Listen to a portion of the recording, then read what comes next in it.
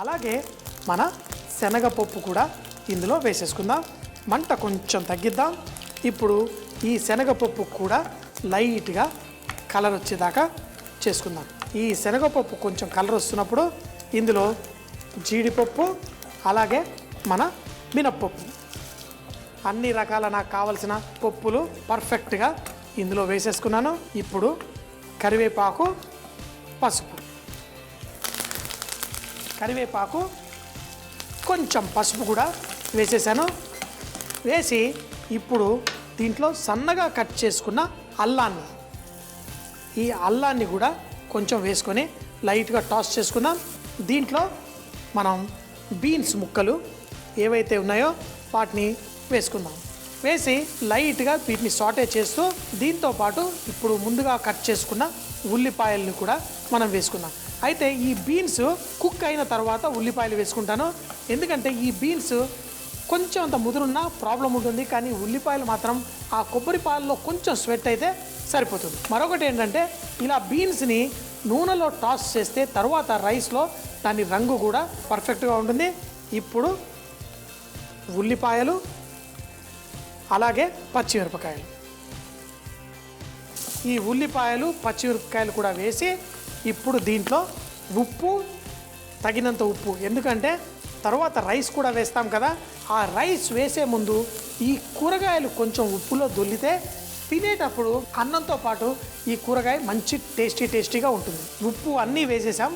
దీంట్లో కొంచెం పచ్చి కొబ్బరి తురుము, మరీ ఎక్కువగా కాదు.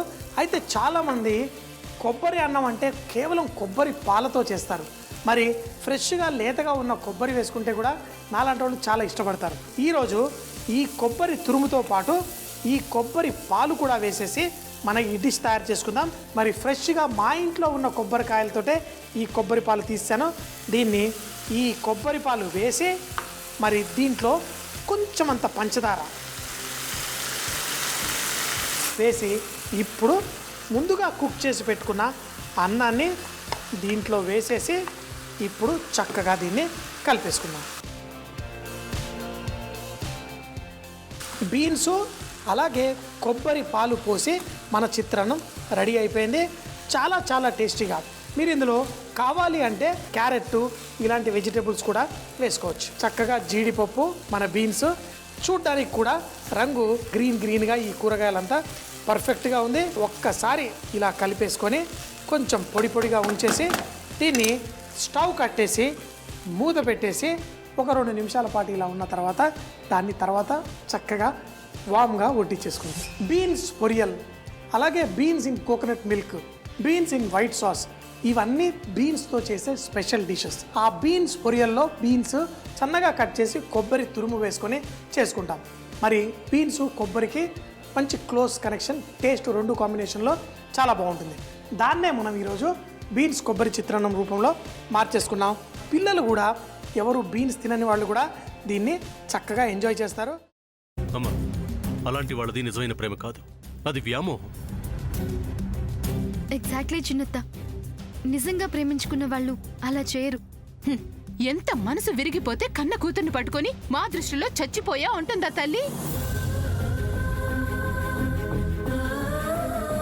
అది సరే అమ్మా, తన కూతురుతో తన మాట అనేటప్పుడు ఆమె మాటల్లో వ్యథ, కళ్ళల్లో బాధ గమనించావమ్మా?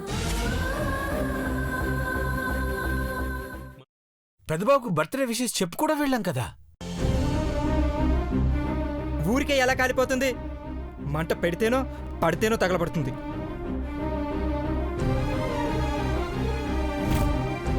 కరెక్ట్ చిన్నబాబు, నీకొచ్చినట్టే నాకు డౌట్ వచ్చింది. పార్వతే షర్టును తగలబెట్టిందనుకుంటా.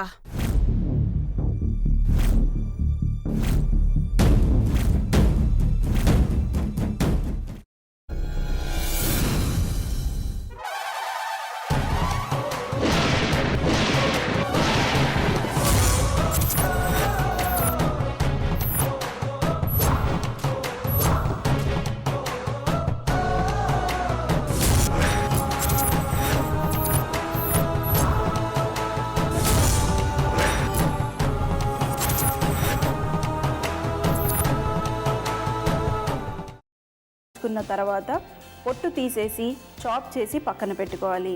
ఒక ప్యాన్లో కొద్దిగా నూనె వేడి చేసి అందులో ఆవాలు, మినప్పప్పు, శనగపప్పు, కరివేపాకు, సన్నగా తరిగి పెట్టుకున్న ఉల్లిపాయలు వేసుకుని 1 నిమిషం పాటు వేయించుకోవాలి. ఆ తర్వాత కాల్చి కట్ చేసి పెట్టుకున్న వంకాయని కూడా అందులో వేసుకుని బాగా మిక్స్ చేసి బౌల్లోకి ట్రాన్స్ఫర్ చేసుకుని అందులో తగినంత చిక్కటి పెరుగు లేదా పల్చటి పెరుగు వేసుకుని మిక్స్ చేసి అన్నంతో కానివ్వండి, చపాతీతో కానివ్వండి సర్వ్ చేసినా చాలా బాగుంటుంది.